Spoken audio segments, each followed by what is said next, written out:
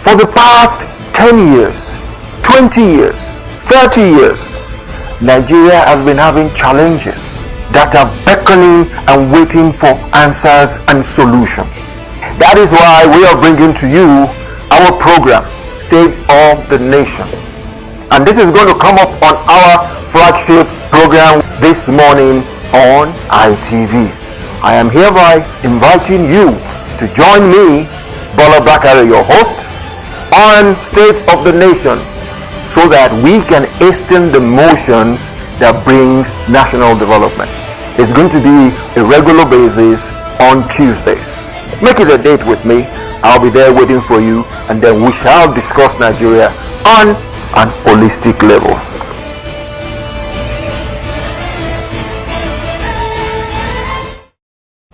Welcome once again to your lofty program, State of the Nation, where we hasten the motions for national development. And like I keep saying, when it comes to national development, you're part of it too.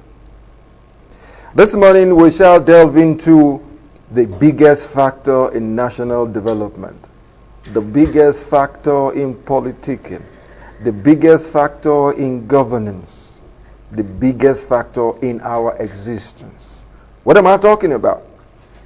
I'm talking about politics and the kind of leaders we are going to have come 2023. When I talked about development earlier, I said it's a matter for all of us. We're all in this together. We keep having situations where the average Nigerian will say, oh, politics is a dirty game. I'd rather sit down in my house. And at the end of the day, when you have leaders that are not conducive to your line of thought, you start complaining. You have no room, you have no right to complain, because you never exercise that right that will give us the best of them all, the best of leaders.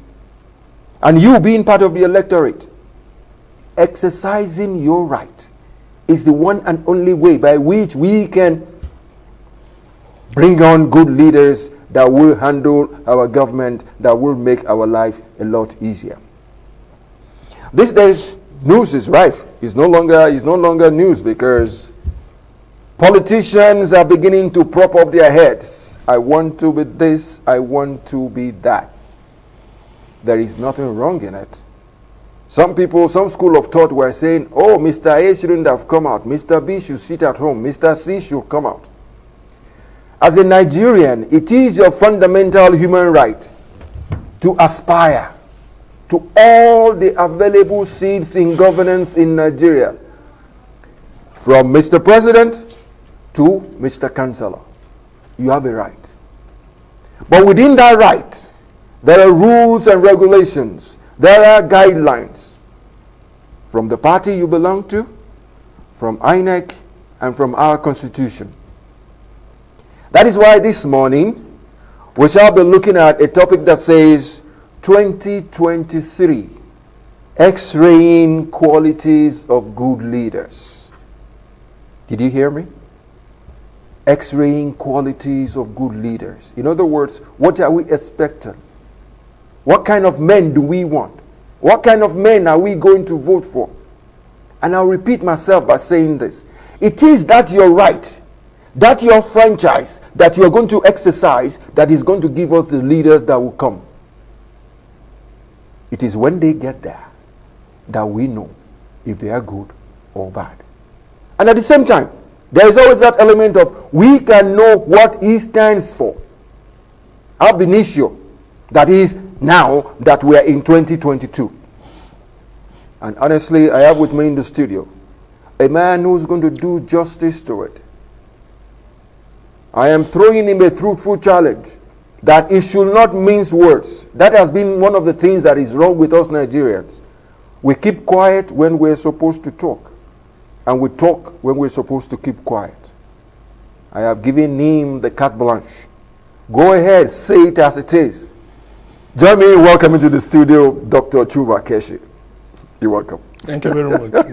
You're smiling. That was because I said I have given you the carte blanche. You just go ahead, say it as it is. Well, I'll try my best. It's just that's what I want. Your best is good enough.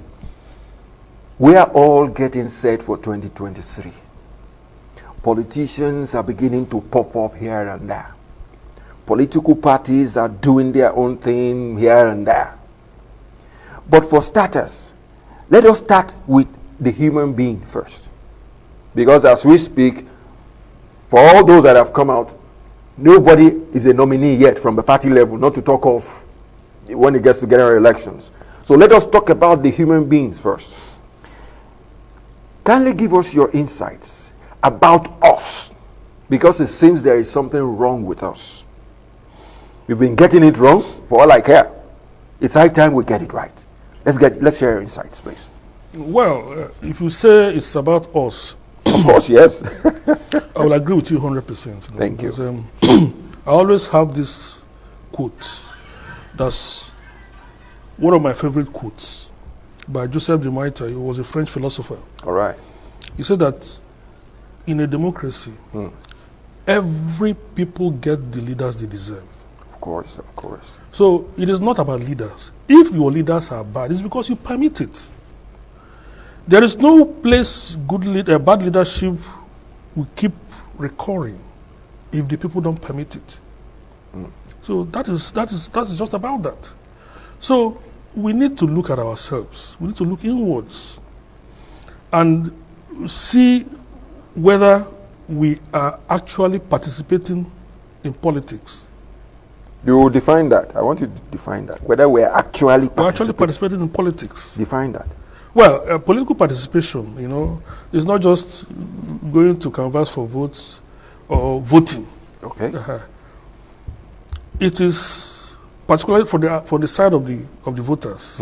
It is when you are voting conscientiously. Okay. That is when you are participating. Okay. When you're not just voting because they give you money or this or that. There are different kinds of political apathy, and this there is an account I read that calls that kind of participation robotic participation. It is like you are an engineer. It is like an astronaut sending a robot to the space. The report will credit the astronaut, not the robot. That's right. That's right. So when you are being cajoled, when you're being cursed into a particular pattern of voting, you are not participating. That's true. You are being robotic. That's true. Yeah. That's true. That's not political participation, as far as I am concerned. Thank you very much. And to you, our viewers out there, we've learned something that affects most of us. We do not participate conscientiously. That is, this is what I want. And by God's grace, this is what I am going to get. What we've been doing is robotic participation, to use this balance, which I will not forget. Robotic participation. Let me localize it. What we do is we vote based on stomach infrastructure. That is, somebody is pushing you by the head. You're not walking on your own. Somebody is pushing you to go and do, in most cases, what you do not like. That's the first lesson for this morning. It's high time we participate conscientiously. We should negate robotic participation, where somebody gives you money and pushes you by the head. That will not get us the good leaders we want. Thank you for that insight, and I'm sure our viewers at home are sharing your insights and this new languages you're teaching us. You see, the thing is, when it comes to this politicking, let us start from where it starts from. Where it starts from the person, you've been able to tell us that we need to participate conscientiously. The person now moves into a political party. What do you think about our political parties? There's a lot of things wrong with them. Are they doing the right thing? I want you, if you're telling us your insights, factor in the element of the party guidelines, which translates into INEC, which translates into our constitution. Let's talk about the parties, because it's the parties that churns out the leaders that we are looking for. Yeah, if you ask me if the parties are doing what is right, I would say an emphatic no. Emphatic no? No, yes. In 2014, APC was a very strong opposition, and we saw that they came. We saw the goodness of opposition, strong opposition. The strength of opposition. We saw it in APC. Of course, yes. But it's not there today. Are you saying there is no opposition? There is no viable opposition like we had in 2014. Okay, It's you're not running there. a comparative Yes, analysis. there's no viable. No, there will always be opposition, but there's no viable one. Okay. You know. So that said, we don't have political parties. What we're having is associations of strange bedfellows. Yes. There was an article I wrote in 2014. I captioned it between Buhari and Buharin. Okay. You know, Buharin was a leader of the Soviet Revolution. Okay. You know, so I kind of drew, apart from the alliteration, you know, with their names, Buhari and Buharin. You know, there was a couple of parallels, and one of the parallels I emphasized was the fact that Buharin of the Soviet Union fell because he was associating with strange bedfellows. So I was warning Buhari then in 2014 that he should be careful because he was associating with strange bedfellows so that he wouldn't fall like Buhari did. But thank God that he survived it. He survived it, and then we're all glory to God. The man has almost come to the end of the race. Okay. So that is about that. So what I'm trying to say is that the parties we have today, they are not ideologically based parties, you know, and parties without ideology are not parties. Naturally, They are just associations of men and women who stand for election. Okay. That is why it is easy for somebody to move from XYZ to WYA tomorrow, you know, and jump ship today, board ship tomorrow. Have breakfast with ABC, have lunch with XYZ, and dinner with W whatever, you know. So that is what we are in. So what we now have that campaign for elections are not manifestos, but the cults of personalities. Okay. Yes, and I tell you, you're saying now they are not selling manifestos to us; they are selling their persons to us. Their persons to us, you know, and that is very unfortunate. I was listening to one of the aspirants the other day talking about stakeholders, owners of Nigeria. That is very insulting. How can you talk about stakeholders in a country of over 200 million people? Okay, if you say stakeholders who are they? You mentioned military high command. You mentioned the political bigwigs. So we are not stakeholders. We, the electorate, are not stakeholders. That doesn't make sense. And then he talks about owners of the mind of God. That is a servitude mentality that we should discard. And if we continue like this, it will continue to be a vicious circle. I won't get out of it. We are preparing for 2023. You know, have you ever seen a concise manifesto? Have you seen one? I'm yet to see. I'm not to see it. So nobody is talking about manifestos. Nobody is talking about the humongous debt burden. Nobody is talking about the need for reverse engineering. How can we go about it? How can Nigeria? Now, the reverse engineering, you know, India did it. Singapore, all those places did reverse engineering, you just simply copy and improve. Yes, before WTO, what do you call it, intellectual property rights was stamped in 2015. You see, but even today, China is still doing it. Still doing the reverse engineering. Where is your blueprint for industrial growth? You know, industrial revolution. You know, because without production, you are nowhere. Without capacity, and nobody's talking about it. Instead, it is this man has ruled this state very well, which I have not seen.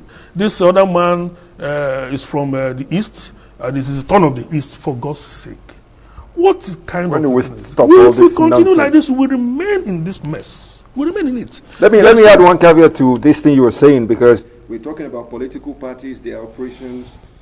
Honestly, be that as is may, what we have is what we have. Using your first balance, that what is on ground is as bad as we want. We want it, yes. So basically, either good, bad, or right there in the middle, we have political parties, which from your own angle, they're not political parties, they're just associations of strange bedfellows, because they do not have the manifestos that we can work with, that we can fly with. And the ideology. And the ideology. Yes. But at the same time, we have them. Yes. We have them. The parties are there. They might be shy of what we expect. But factor in one element. No, they can be turned around. These parties can be turned around. Good, good. I like that element. Yes. That's why I want to ask, how prepared are they? Either good, bad, or ugly. How prepared are I just told you that there doesn't seem to be the preparedness, for people to do the right thing. I just mentioned the fact that there's no viable opposition. Okay.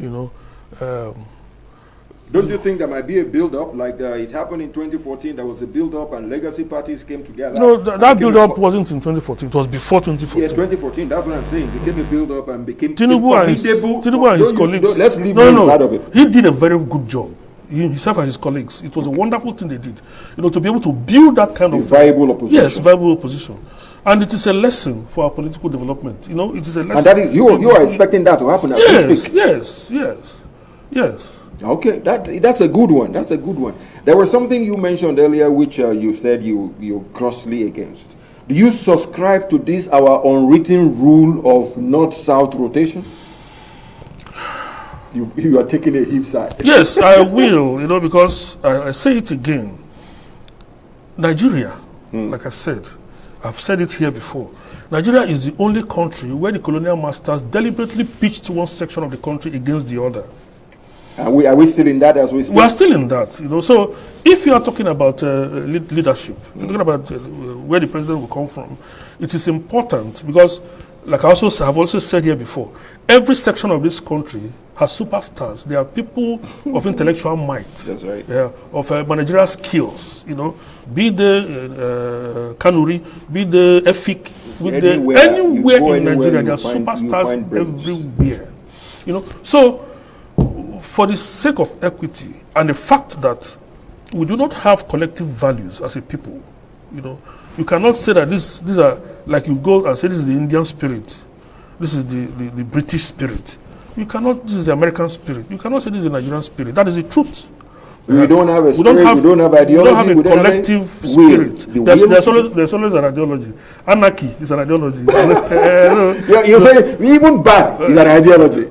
What? Anarchy. Anarchy is an ideology. It's an element of, let's say, bad. It is bad. It is bad, but it's an ideology. Where there is no ideology, there's anarchy. There's anarchy, okay. So that anarchy is there. So let's leave that. What was I saying, please? You were going ahead by trying to explain to us all the factors that determines what we are as a people. And then you were running a very good cognizance of the fact that it is us that is going to make things work out. That's correct. If we shy away from what we are supposed to do, we are in trouble. Because my question that drove that was the element of this north-south rotation. Good. So we now have to make that happen. If the North has been in power for 8 years, like the South was before, equity demands that the power will shift because of this singular reason that the different sections do not believe in one another. They don't believe in that element of their superstars all over Nigeria. No. They know, but because of selfish interests, you want to say, no, if you don't allow us to continue, you will override us, overrun us, or that kind of a thing. But this is a lie. It's just what they use to be able to cling on to power. Cool. So that in itself, remember where I'm coming from. I'm saying that Nigeria is the only country where they have pitched one ethnic group against them, and today there's still this mutual distrust among us. But there are countries that are okay. Look at Africa now. Africa can afford to have a common purpose if they're facing the rest of the world. To that extent, Nigeria too, if we are different ethnic persuasions, ethnic groups, not necessarily persuasions, we can decide for the interests of all, the common interest of all, to understand our differences, and explore and exploit them for the benefit of all of us. That's true. We cannot be pretending to be one. And we are one, yes, but there are issues. There are issues of... There are a lot of pretenses. A lot of things are wrong with the kind of unity we have. So, to answer your question directly, yes, power should shift to the south. Okay. At that level, let us move into the midwives, the regulators. By that, I mean INEC. we're talking in terms of having good leaders in 2023. INEC is out there to supervise the parties, to make sure that all the guidelines are adhered to, nominations are carried out according to strict rules, both within our constitution and party constitution, so that at the end of the day, the people that are nominated have satisfied the rules of the party, the rules of INEC, and the rules of our constitution. Do you think we are getting it from these three angles? From the party, from INEC, and via our constitution? Because these are the three factors that are going to spring that person that is coming out for the general elections. But I think you are missing the point. Go ahead, say that. Yes, we've talked about the parties. You talk about INEC, talk about constitution. Well, the saying goes that the hood does not make the monk. Of course. The important thing is, how are people persuaded? That's the important thing. How do people vote? No matter the kind of INEC you set up. The bottom line is, how do people vote? I will come back to that. Now, talking about INEC, INEC is going to organize an election in less than a year, or about a year from now. They don't even have an electoral law. The electoral law issue, you know what... That is what I'm talking about. That's what I'm asking you about. What is happening? That law ought to be in place, you know. And today now the National Assembly resumes, and we pray fervently that they deal with the issue squarely. You know, if they have to drop the contentious electoral amendment bill yes, we have on ground. If they have to drop the contentious issue of party primaries or whatever, direct or indirect, which to me does not address the issue, because I still talk about how do people vote? Are they voting for themselves, or they're voting? If you say you want to do direct primaries, what you have just said is that you have increased the number of bags of rice from maybe 100,000 to 1 million. And that increases the stake. So whoever you put there even has to steal more money to be able to you understand what I'm saying? Let me run an inference of what you just said, because as a governor, let me say it, because the Nasarawa state governor said, the element of direct and indirect, he is not against any one of it, but it should be a case that is left to the states to decide, because they know how the polity, the electorate, within their own enclave acts. The argument of people who oppose indirect primaries is because the governors corner them. So you cannot... They have like your rice analogy. If the delegates are fewer than having the populace. Because a politician, you know, does everything to get what he or she wants. So if you say open it to the entire floor, the politician will go. Even today now, we were talking about rice before, but now the gold has entered it. Beans. I saw bags of beans. The politician, you know, very smart, because they are selling protein. They want to give them protein. Beans is essential commodity. You know, it's very scarce commodity. They want to give them protein. So the stakes have increased, and now so that does not solve the problem. It's not a question of what people are even saying is that the members of the National Assembly are trying to square up to the governors by making sure that at least they have a chance of controlling primaries in their state, and not just the government dictating the thing.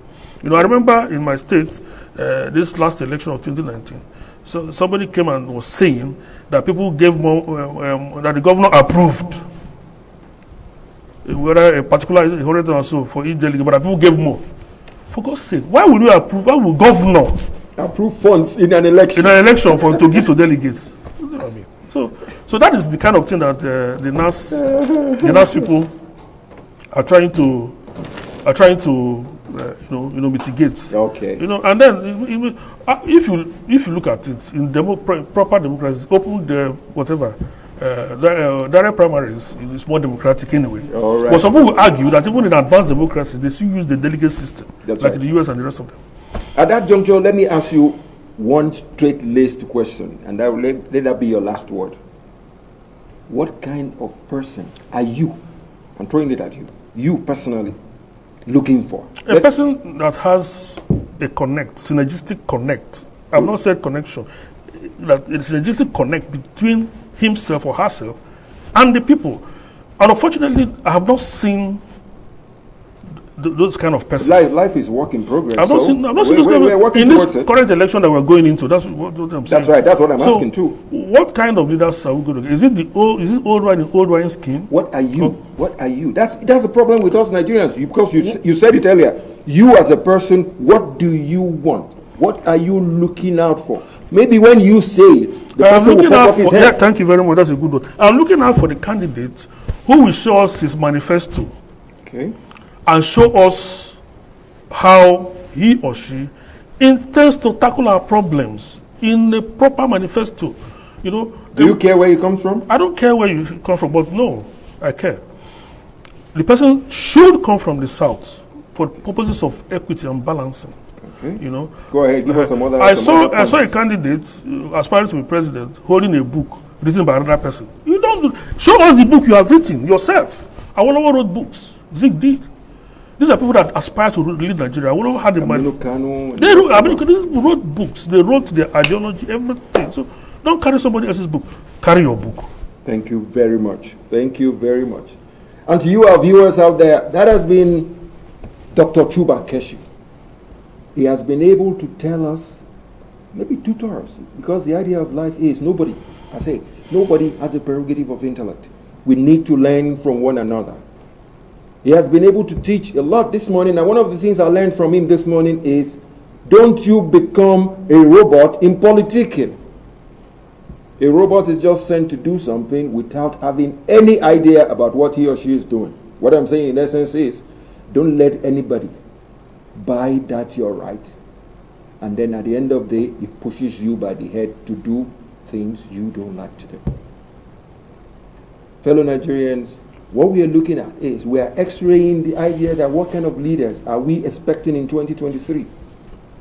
You are part of those that are going to give us a good leader. Don't be a robot in politics. Be yourself. Exercise your franchise. Dr. Keshi, thank you for honoring the invite. Thank you very much. Yeah. And to you, our viewers, don't go away.